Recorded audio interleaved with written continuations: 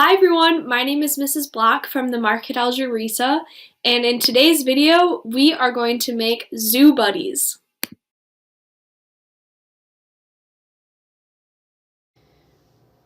We have 3 ingredients here to make our recipe. We are going to make zoo buddies.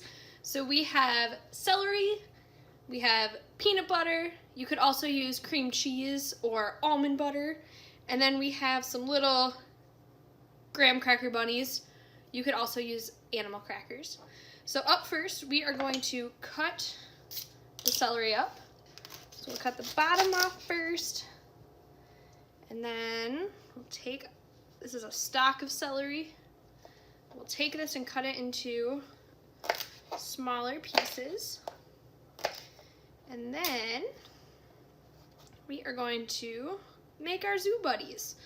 So I'm going to take a knife, you could also use a spoon, take a little bit of the peanut butter and spread it right in the middle of that celery. It smells so good. I wish you guys could smell this.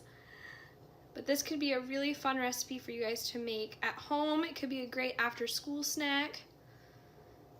Okay, we'll make 2 for now. And then you get to put your little animals on the celery. So they stick right on there. It's so cute.